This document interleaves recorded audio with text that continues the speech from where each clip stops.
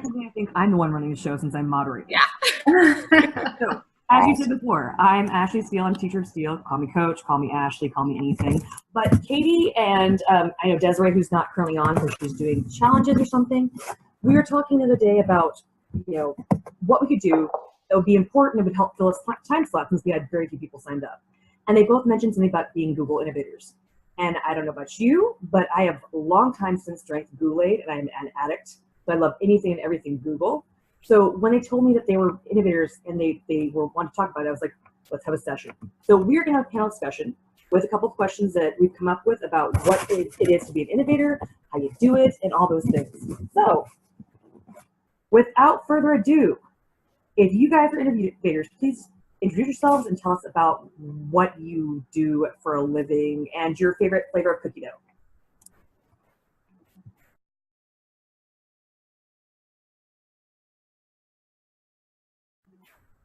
I can start. Can you guys hear me okay? All right, good. My name is Hui Ann Run, and I am a newly minted innovator coming from LAX 18. And what I do is I am an instructional technology TOSA for a very large urban school district in Southern California, Orange County. And so I oversee the tech integration of all things Google. And like you, I've drank the Kool-Aid, and I've had the Kool-Aid for some years now, and it's been enjoyable. It's even better now, now that you see the organization and you see how they look at educators and how the respect that teachers and educators get from the organization. It gets better. It's great. Kool-Aid, awesome. I think we may have to market that. So anyway, favorite cookie dough flavor?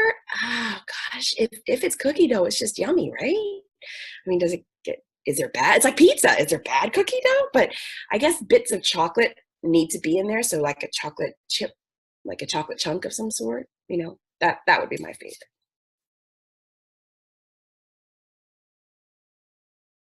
Hey guys, I am Katie McNamara in real life. I am a teacher librarian out in Central California, and I teach adjunct for the credentialing program for Fresno Pacific University.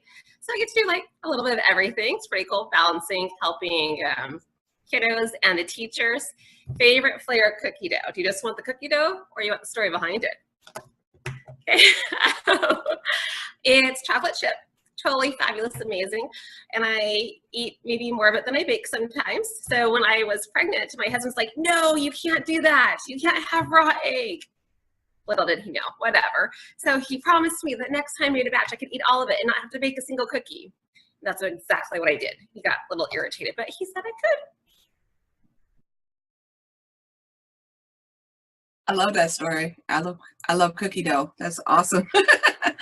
Hey everybody, my name is Sarah Thomas. I'm on Twitter at Sarah the Teacher. Let me see what I do in real life. I am a regional tech coordinator with a large district in Maryland. I'm also affiliate faculty over at Loyola in Maryland, and I'm also the founder of EduMatch grassroots project. Thank you. And I see lots of great EduMatchers here, and yeah, I'm just super excited to be here. My favorite flavor of cookie dough. Oh, okay, so I gotta tell y'all, I went to a conference in Ocean City, and they had like a cookie dough like store. It was kind of like Baskin Robbins, but it had like straight up cookie dough. It was so good. And my favorite there was a sugar cookie, and they also had like one with Oreos in it. I skipped the traditional chocolate chip one, but yeah, good stuff. Hey everyone, my name's Jay, and happy to see my buddy Ann and Katie here from LAX 18. So part of the newly minted Innovator crew. Thanks for the invite, Katie. In terms of what I do, I've spent 13 years primarily in primary junior classrooms in London, Ontario.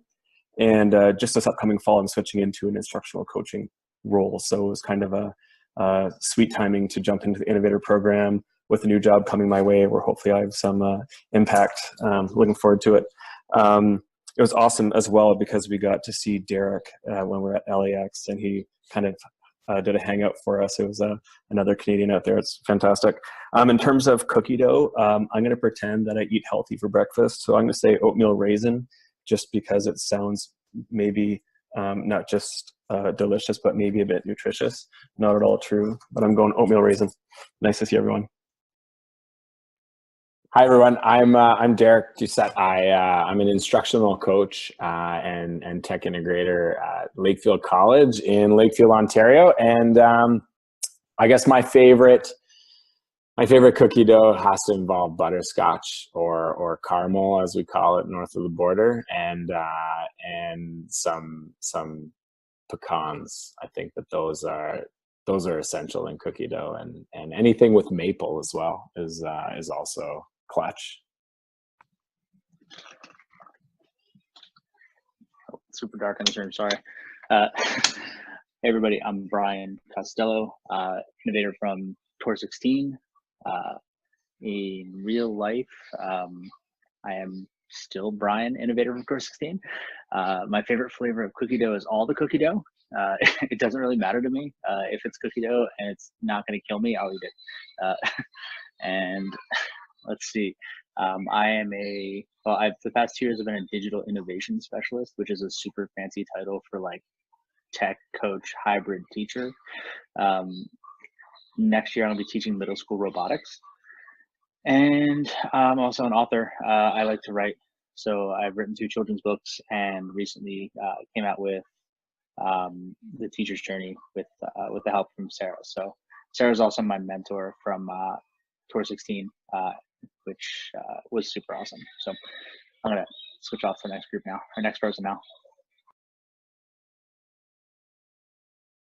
Anybody else we're missing? Speak now or forever hold your cookie dough. All right, well, let's get into the meat then. So here is your first question, innovators. And it's kind of a dual question, so I apologize, and I'll post it in the chat as well. So what exactly is a Google Innovator? And as an innovator, what do you do and what are your responsibilities?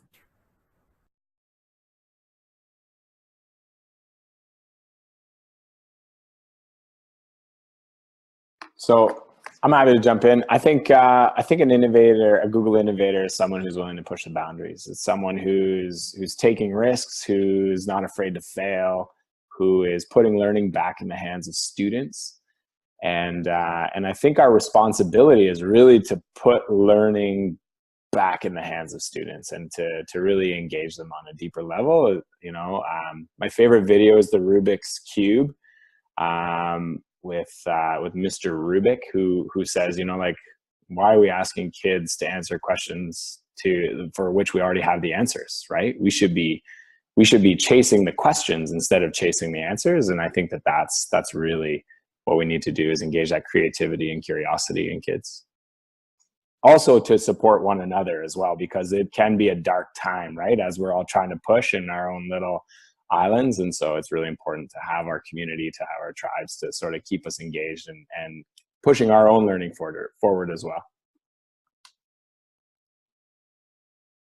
I really agree with that, Derek. I just I wanted to add that I wanted to see myself as an agent of change, you know, because we're looking at our school systems, especially my district, which is so incredibly large and old, and we need change, and our kids need it, our kids deserve it, and I think it's so important. And I think the people who are part of this cohort, a part of this family, are they look at education the same way, and they're there to help and get that change rolling.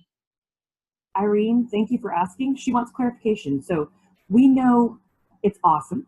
We know being an innovator is basically like the coolest club ever, but what is an innovator? Like, how would you summarize what it is and what you do, or what the purpose of being an innovator is, like, logistically, in your own words? That question came up a lot when I was applying, and I was recruiting some teachers to help me out with my video. And so they were like, what is this? And basically, what I see it as a way for myself to become a part of an organization that believes the same way that I do in ed tech change and ed tech global initiatives.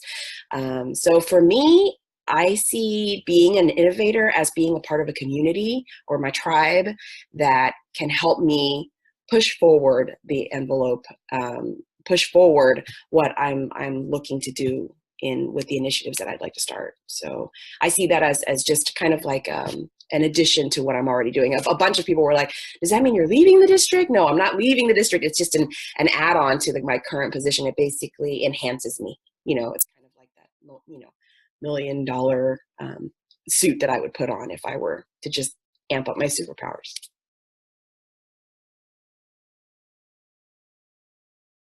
Hey, so yeah, when I look at innovators and I look at being an innovator, my thought about that was, at first it was just like another thing to do when I first decided to do it, and I wasn't really sure what I was getting into.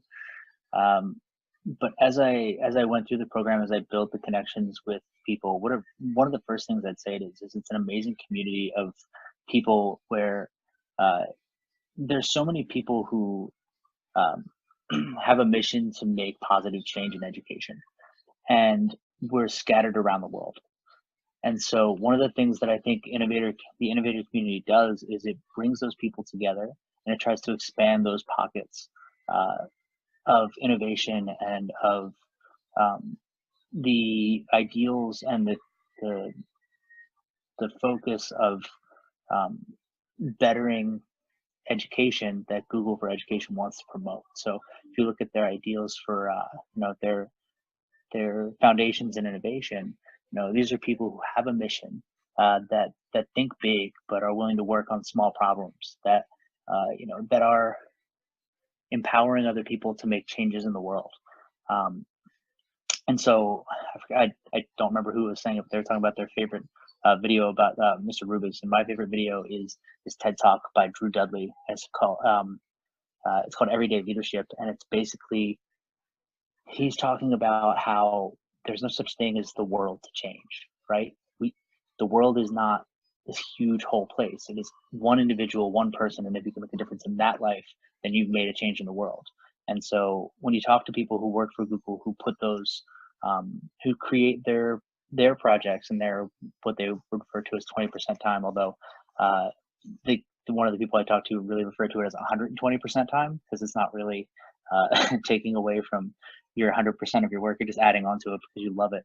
But we are people who care about this profession and want to make a change in the world, and we're willing to put in the work to make it happen. Excellent. These are really great answers. So question number 3, kind of leading into this, how has being an innovator impacted your life, both professionally and personally? I guess I'll jump in on that one. So kind of piggybacking off of what I just put in the chat, moonshot thinking, I was first introduced to that concept at Google Teacher Academy, as it was called back when I was there. And pretty much what my takeaway was from the video is choosing to be bothered by problems, and also what would happen if you're not afraid to fail. And just kind of taking that concept and applying it to my life. And I just kind of, from that, I developed the philosophy of jumping in feet first.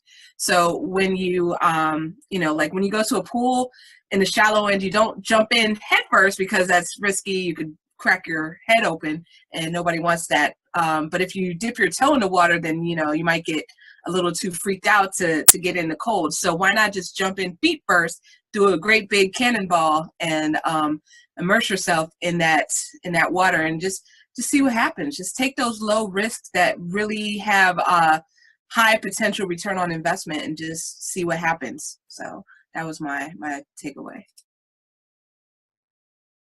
And maybe I can just kind of add to that. And I've only been an innovator for a week and a bit at this point, but just to speak to mindset. And when I think about that mindset, it's really switched quickly for me. So I feel as though I have been empowered with this new group of people who are kind of taking this ride with me, this cohort of brilliant people I got to hang out with for 3 days. But it's amazing when you're in front of a group of the Innovator Academy and you're sharing your biggest ideas. You're laying it out there, you're putting your heart out there, and you're asking for feedback, and it's positive and it's helpful, and you just get tight real quick. I now find myself just kind of in a place where I'm saying, why not me? Like, if it's not going to be me, who else is it going to be tackling like this problem that I see? And we use the words a lot as part of the design process in the academy. How might we go ahead doing this? And I find myself using the word might a lot and just saying, do you know what, let's just go for it. So for me, it's just kind of been a real positive mindset shift. And I'm looking at things and saying, yeah, I do need to jump in with 2 feet. Let's see what we can do. It is so awesome to hear the stories about this. I'm sorry, Katie, I didn't mean to cut you up, but like, just like watching the looks on all of your faces as you're talking about this, and how I can really get from sensing, like, from all of your faces who've done this, that you guys are a family. Like, I know that Brian just said his cohort equals his family, but like, speaking to this one, like, Katie, can you add to this? Like, how do you feel? Like, I know you're a new innovator, but how do you feel this is like? What do you feel you've gotten out of this? Like, what's the biggest thing to you? Well, I want to go off what Brian said too. He said his cohort is his family, but it's not just your cohort. Brian looked at my application and gave me tons of feedback and help. There was another innovator that recommended me to the program, another innovator that when my world was crashing and I was fighting for my job. So that was my focus. I was like, it's not even meant to be. I'm not going to fill out this application because we're a single income family. I had to focus on this. She brought her butt to my house and sat right beside me and had me do the application, having that kind of power and faith in me. Yeah, so it's just, it's amazing because, like, sorry, innovators, a lot of time we are in a silo of sorts because the people at our school sites aren't always on board with all of our crazy ideas. They think we're the one crazy person, but when the innovators get together, there is no crazy person. We're all just like fabulous and bouncing these ideas off each other and just growing and growing with it. And even afterwards, there's different innovators I reached out to and I'm like, oh my gosh, I don't know how I'm going to do this. I'm like, it's fine, I got you. Like, what do you mean you got me? You don't know me. But yeah, it's a ginormous family with your cohort and then just anyone that gets into it. It is, what you say, the Kool-Aid, but yeah, we're blood. That is so awesome. And thank you, Katie, for like segueing into our next question unintentionally. So you mentioned applications, and that's one of the things that as I was researching this as a wanting to be an innovator, I was like, okay, the application's kind of scary. So the next question is, like, when did you guys start preparing to apply, and did you have any tips or tricks on, like, for applications for those of us who want to apply?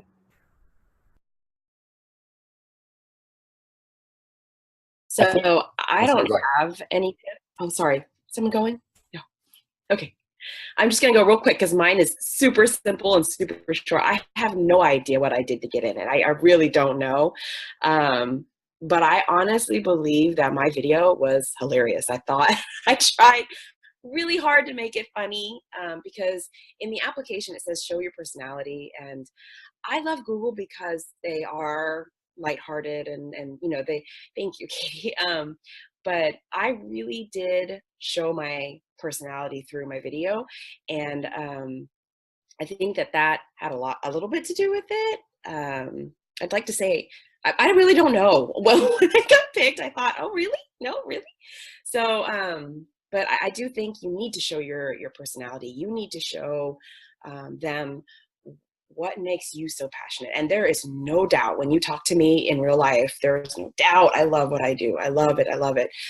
So much to the point where I pulled myself away from a 10-month-old to come to Academy for 3 days. And yeah, I know. And I was crying the whole way there, crying the whole way home, but I love what I do. I do. And when you show your personality, that's what they're looking for. They love that. They love that passion, because that you can't make. You can't teach that. You have to have it, and that's what they're looking for. And maybe I can jump in. It was awesome hanging out with Anne there at the Academy. And if I was to give a bit of feedback in terms of the application process, the Innovator Academy is so much about being open to others and open to feedback. Take that approach with your application and work on it, put your heart into it, but then pitch that idea to a current innovator. And that was probably the best thing I did, because right away I got that feedback that I needed, and maybe I didn't want to hear it at the time. But you know, did that pivot piece, which is so important. And I learned forward and changed my application and got in and was successful. So being thankful to get feedback and definitely putting your idea out there, because you need to get used to the idea of sharing your idea. That's what Academy is all about. And moving forward, kind of bring in your own bell in a sense and say, this problem matters. So when applying, talk to someone, share big, get feedback, and fine tune your idea from there. And I think I applied 3 times to my first time, my idea wasn't there, and it's okay to be there. And I think that's what we got to give ourselves license for, is that, you know, like where you're at and you're thinking is not where you're going to be in 2 months. It's not where you're going to be in a year. Right. And I remember submitting my application and just going like, this is terrible. And this isn't what I want to do, but I'm going to submit anyway. And I'm going to just take that leap. Right. And I think so many times we get this fear of failure, and then like, you know, our amygdala starts to kick in. It's like, don't do it. You're going to fail. You're going to look like a fool in front of all these like edgy celebrities that you love. And it's just about jumping off the diving board, right? And just sort of hoping for the best. The second time I applied I first applied to Colorado, and then I applied to London, and something glitched with the form. It was like, I was 3 minutes before the deadline. And so for my time, it was 2:57 in the morning, and it was the middle of the school week. And I was like, oh my gosh, I just got it. And I clicked submit and I slammed my lid. And it didn't go through. And so they had no record of my application. But then the world works, right? And so what I would say more than anything is don't try to fake it just to get in, right? You gotta really sort of sit behind what you want to do, like fall in love with your problem, forget about solutions, like Jay mentioned, like be open to different ideas, but just fall in love with the problem, right? And really sort of look to tackle that. And I think that, you know, as you go through taking multiple iterations of the application process helps to really clarify your idea, and feedback is supremely valuable, as we all know. Yeah, I'll piggyback off of what you were saying when you were talking about your first application and how you thought it was terrible, but you submitted it anyway. I can totally relate to that. When I applied for the program, it was a few years ago, so they have changed it significantly. So when we applied, then there was like an essay portion and there was like a video portion, but you didn't yet submit like your your project idea. But my video was just so horrible. I will drop it for y'all right now. I think that my essay is made up for it, but I still cannot believe the fact that this actually worked. But I mean, you really never know until you do it. So that's the point that I want to make. Like, you know, like the old cliche goes, you miss 100% of the shots you don't take. I'm so glad that I took this shot, because something happened and it changed my life. So that would be my thing. So just do it, you know, just go for it. So yeah, sorry, definitely just if you don't apply, you're definitely not getting in. I think that's number one. But I think that and I think it was Jay that said it, or maybe it was Katie, but let people look at it. Let people see what you're about to put in. Don't just throw it together and drop it in there the last second. Like, I had 3 or 4 people look at my application, and while they liked a lot of it, there were a lot of things they were like, you need to be more clear about this. You need to, and pick people that you trust to give you honest, open feedback. So like, I picked people that I knew would be honest with me, that would tell me if I was doing something wrong. And then the last part of it is, so like, I think it was Anne said her, her video was like funny, and I saw Katie's video was funny and it was entertaining. And my video was just me in front of like videos of my kids doing awesome things, talking about what I cared about most. And all I did was just look into the camera and tell them who I was and why I needed to be there. And that honesty, that openness, and that passion just comes through. And if you don't have that real desire to do something bigger than yourself, to do something bigger than what to make a big change in the world, or to do something, you know, great for education or for kids or for whatever, they're not going to see the passion from you. They're not going to hear it in your voice. They're not going to read it in your applications. And so, you know, you really have to want this, because I think one of the things that people will, especially those of you who've been through this for more than a whole year, but even those of you who just got into it, is it's a lot of work, right? Like it's not just like something you show up for 3 days and then it's done. Like there's a lot of work that goes into just getting yourself there, and then afterwards there's a commitment that you either make or you don't, and they want people they know are going to make the commitment to make those things happen. And so, yeah, you really have to want to be there. That was a perfect segue, Brian, because Katie helped me make You're questions. Yay. Katie helped me make questions, and she mentioned a project. So I would like to know what your project is, and I would like to explain what that means, because Katie and I talked back and forth about this a little bit, but I wasn't aware you guys had a project. So if you would like to explain, it'd be fabulous.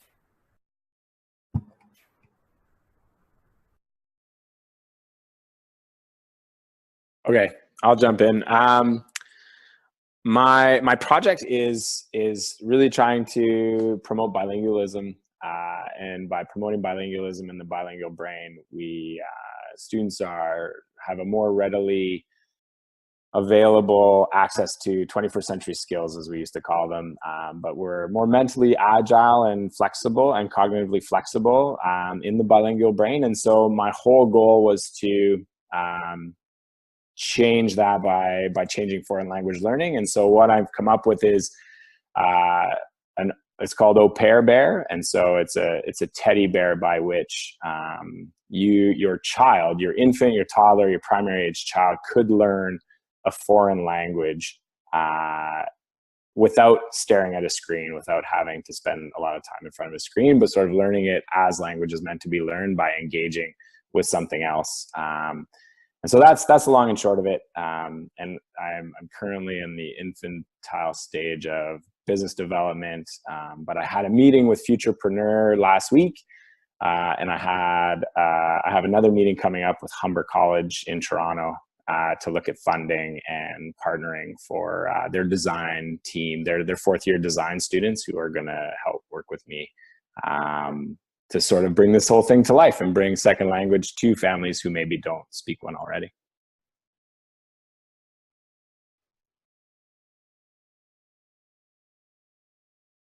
I can speak briefly about my project, and I guess when we talk about projects too, first we're looking at what the problem is and falling in love with that problem.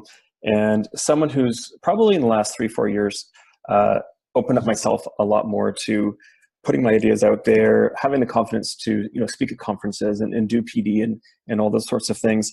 There's so many teachers that we work with in every single building who maybe just don't have that spark or that belief in themselves that what they're doing is awesome, and the expertise is always in the room. So the problem I see is how can we tap this, like every classroom, the 95% of the teachers out there that have just a few fantastic ideas, if we could somehow crowdsource these promising practices in a way that's safe. So my project's all about setting up an online community and using a team of moderators to kind of go out there and shake trees and convince people that they can share their idea, and looking at just sort of like 5-minute videos, really easy, kind of grassroots, but developing this YouTube playlist where people are invited, and it's through an interview and they're supported, they can share that idea. And looking at then kind of that nomination piece. So if the friend across the hallway comes and taps you on the shoulder and says, "Hey, I saw you doing this really cool thing last week. Would you be comfortable maybe like sharing this for a little while?" And seeing if we can kind of snowball this idea of sharing, because it feels good, it builds your confidence. Since I've started doing that sharing piece, it's changed me as an educator. So it's, again, infantile phase right now, but I'd love to develop a community where sharing is easier and people see the benefits of doing it. So I'll throw mine out there. So couple of years ago, I worked at a really, really, really small school. It was like 150 kids in the middle of nowhere. It's like 25 minutes for them to get to anything. And most of them, we live like 30 minutes from the beach, and most of the kids had never been there. Like I'd say about half my kids had never even been to the beach. So they never got this experience of like going to other places, meeting different people from other areas. And I was tasked with teaching first and second grade social studies, which, if you are unfamiliar with it, is basically just communities and social relationships. So it was not something I was really excited about. Like I was super excited about everything else I was teaching on things. Like, what am I going to do with this? This is boring me to death. And so I basically put it out there to connect my class with kids from all over the world. We talked about their community, what it was like, where they lived. And what that did was it spurred in me a realization that my kids came up with amazing things based on the having an audience for their discussions. They also built connections with classes and things that they had talked about with those classes. They remembered when we were doing projects, they wanted to share them with those classes. So I built a place for people to share their classes projects, where they could, where they could take the project they were doing and put it out there and look for an audience. People who wanted to be a part of an audience could go out and look for projects that were listed that had a time frame. Definitely found some difficulties in the things that I was doing. And this past year, having put out 2 different books, I think I probably haven't given it the love and attention it deserves. So I'm looking to make some changes and kind of relaunch the whole thing. But the Global Audience Project is something I absolutely loved, and I still love. And yeah, I think it's so important to give kids the connections to people from all over the world. Love your oh, sorry. No, go ahead. Y'all, such great ideas. Like, I'm sitting here in awe. Like, keep going, keep going. Okay, I'm sorry. Brian, I love your project. Just awesome sauce. And I love all the projects I've heard so far, and I can't wait to hear everyone else's. So mine was, it was to create a Google Education group back in 2014. So I did one for the DC metro area. And it's still going. I'm not 100% sure if I'm still one of the leads on that or not, but it did evolve. Like I tried a lot of things out. It was very experimental. Like we tried gamified challenges and stuff like that, and people would like get on a hangout every week, and we would have Twitter chats, and we had a Voxer group that might sound familiar to some people in here as to what that ended up turning into. But yeah, it ended up turning into something separate called, as Brian said in the chat, EduMatch. So pretty much that was just a conversation that started up between another innovator and myself, Rafron Davis. I was chatting with her on Voxer one night, and she was saying something that reminded me of what my cousin in New York, who was a math teacher, had also said. And I was just like, oh, you guys should probably meet each other, and you should probably talk to this other guy too who's really into gamification. And so I was just like, wait a minute, is there something that will connect, A, B, C, person A, B, and C together? And I looked, and there wasn't anything directly. There were Voxer groups, there were Twitter chats, but there was nothing saying, hey, meet this person and meet this person. So that's when I started up EduMatch, and it's just kind of grown from there, and it's become something that I never even dreamed of. But I mean, it's my life and my lifeline. So yeah, so I really, really thank Google Academy for kind of sparking that in me. Oh wait, do you have to be K-12? No, for EduMatch, or for EduMatch? No, for something else. Oh, for the Google. I'm sorry. No, I don't know. That I don't know. I will defer on that to someone else.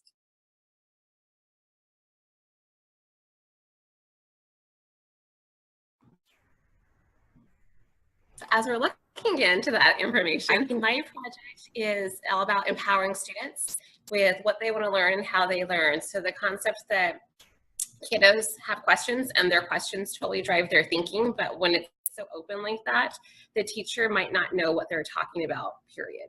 And maybe the teacher doesn't even have time to try to figure it out. So I'm hoping to curate some willing teachers that will empower their students in a different, place and let them teach this thing into that other class. So you have teachers letting their students decide what they want to learn, connecting with another classroom, true collaboration, so time and space don't matter, with other students, and those students are teaching the other students what those students wanted to learn.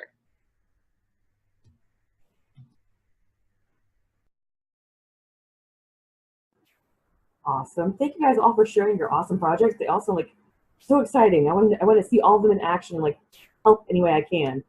Y'all, your enthusiasm is seriously contagious. So last but not least, your last question of the evening, since I don't know if we're supposed to end at 8:30 or not, Katie.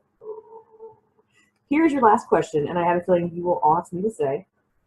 What do you feel has been the biggest impact or the greatest part of being an innovator?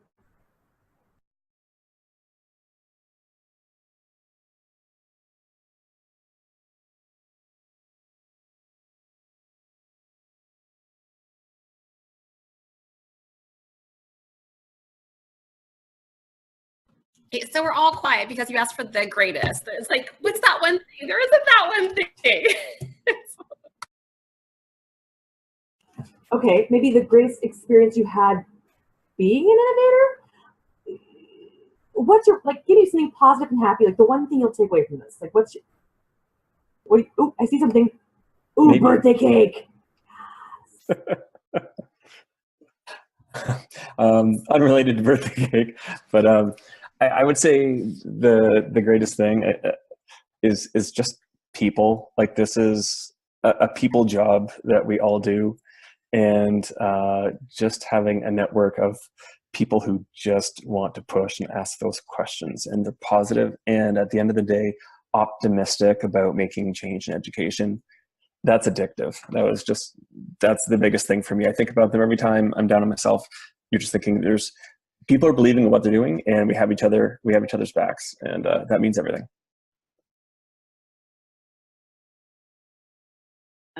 Jay, I really want to bring that message home, because I was just talking to Jay earlier about how I had my heart broken by my district days before I left for Academy, and I got to Academy and I just felt so validated in that, oh, I forgot, I am doing something that's right. I am pushing something that's right, and it's innovative and different, and people are really pushing me back. But when you get there and you start talking to people, but not just in my cohort, but when we were announced by Google to the other cohorts, I was getting messages from all over, from every cohort, saying congratulations, and that support is still going on. So if people see you and they realize that you're an innovator, other cohorts jump in. Let's work together on this. Let's collaborate. And I already, and what we've been innovators for a week and a half, looking at collaborating with others at 2 different conferences already. I mean, a week and a half, and these are people that I've never worked with before, never even met in real life. So I just find that to be amazing, that it's the people. Totally agree. It was neat. Like, all these people encouraging me. I'm like, oh my gosh, who are you? How do you know who I am? But it's that total Google Innovator family concept we were talking about earlier. No one thinks they're better than anyone else, which is amazing. So I go in, like, I was at the Academy thinking, I don't belong here. All these people are super amazing, but that's kind of what makes everyone amazing. If they were all arrogant smarty pants, no one would want to hang out with them. I think the biggest thing that you take away is this bias towards action, and to choose to be bothered by problems. And so I call it chasing the dragon. And it's a drug reference. It's not the drug reference that I'm referring to, but it's like you're choosing to be bothered, and as you're starting to solve these problems with students, with your colleagues and that kind of thing, you sort of get this high. And then you're constantly chasing that, and it's, whether it be healthy or not, you're empowering young people, right? You're empowering your colleagues. You're empowering them to be bothered by problems and to have a bias towards action. And I think that's been the biggest takeaway. And then the other thing is, it gives you a community to rely on, because we can't have all the answers. but it was said before, right? Like, I think Katie brought it up when she was like, what do you mean you got my back? I don't even know you. And so like, I connected with Donnie Piercy for the first time today, and I was like, hey man, what do you think about this? And he's like, you know, and he's helping out. And so it's like, you know, there are really good things that are happening. And so, but really that bias towards action. And so like, you want to sort of foster that agent of change mentality.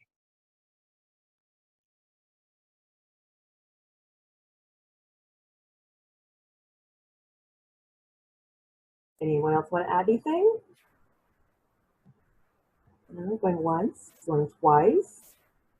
Thank you guys so much for being a part of this panel. I know it was last minute, and I really think, like, if I could give mad love and props to Katie and Desiree for helping organize this, because it really came out of nowhere. That's a testament to how much you guys love each other and how much, like, how willing you are to share your love of connections and such. So really, thank you guys so much.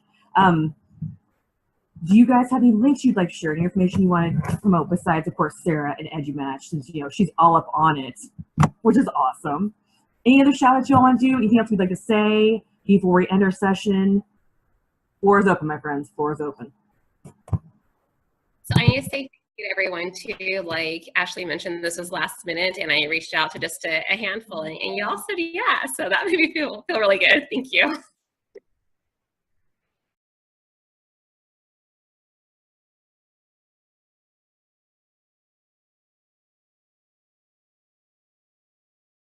And are we setting up a Google form or some kind of schedule or spreadsheet so you can like create a food share, y'all? Because seriously, I mean, I don't know quite what the best food from Texas is, but I want to get on this maple syrup too.